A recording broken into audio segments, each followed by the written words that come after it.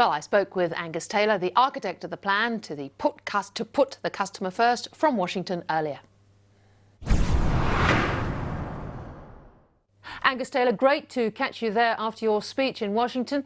This will be a game changer for the customer, will it? We think, and as many governments think, this is a good choice for customers, and most importantly, it gives customers power as a regulator to choose the services they want and the plans they want. And on the identity side, this will deal with ongoing frustration of establishing who I am when I'm online trying to deal with banks or telcos, will it? Each one of us has horror stories about forgetting passwords and usernames and all of those things. What we can do is make all of that much simpler, and that's exactly what the government is embarking on.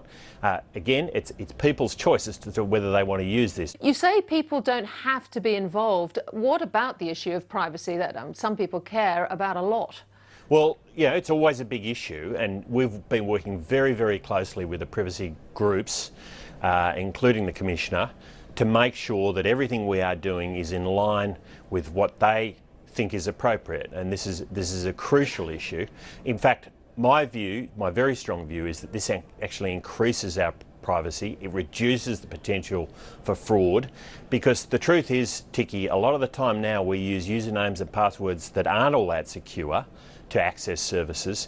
This will be much more secure, and the privacy issues, I think, will be improved by it. We're seeing dramatic gains in the way we establish our identity now, and the new iPhone, for instance, allows us to unlock our phones through facial ID. So these are dramatic changes. They're making it a lot easier, and it's important that government and industry get on board. So you're going to deliver greater transparency and contestability. Do the unions have any issue with all of this? Well, I don't think so. I mean, you know, at the end of the day, any unionist is a consumer of services, and you know, the key as a consumer is to get the best possible offering.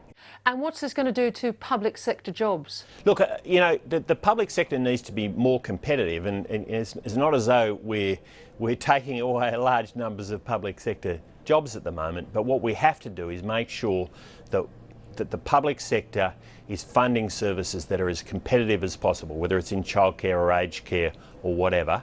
I don't think there'll be loss of jobs, but we can provide more competitive services, and that's what we're aiming to do.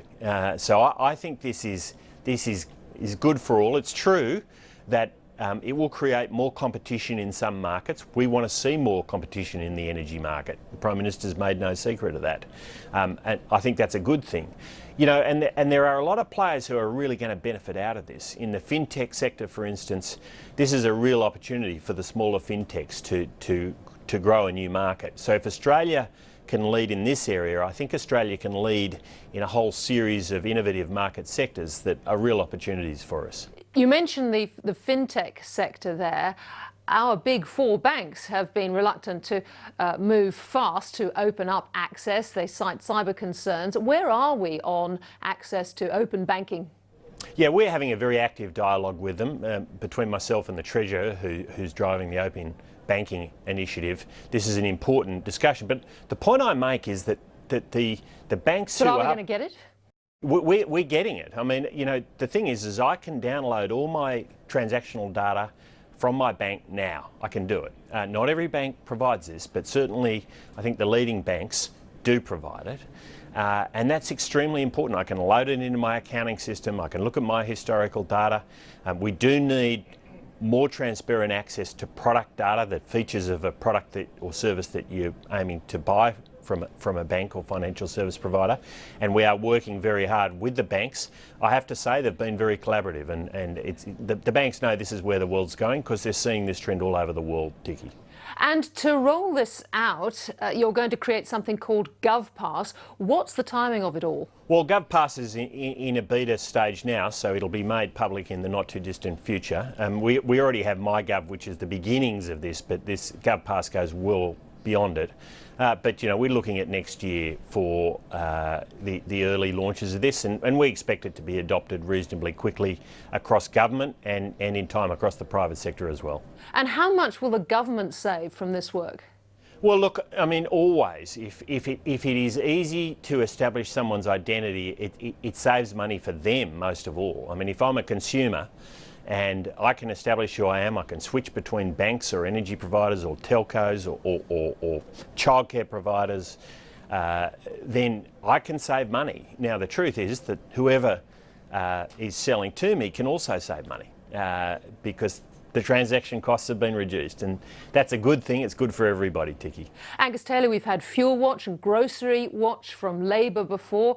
Tech initiatives from governments have been tried before. Why is this time different? Well, it has worked. So you know, you take the example of Fuel Watch. Kevin Rudd wanted to create his own website and wanted the government to do it all. The truth is that very quietly the ACCC has achieved everything that Fuel Watch aimed to do by getting data released and having third-party applications developed. So I can roll around my electorate, my region now, and see the price of fuel of every fuel station in that region right now today, Tiki. And the key to this was not try to do everything ourselves, but to create a platform, and that's exactly what we're doing here. If your viewers want to see what the price of petrol is at their local petrol station, there's a number of apps that provide that right now.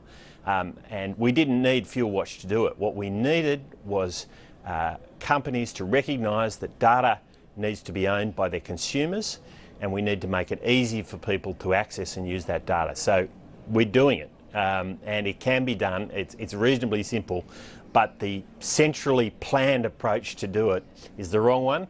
The enabling, facilitating approach, which is what we're taking, is the right way to go. I've been looking at some of the China platforms this week, and I must say I was struck by how much data that Tencent's WeChat is sucking up, both on the financial side and on the social side.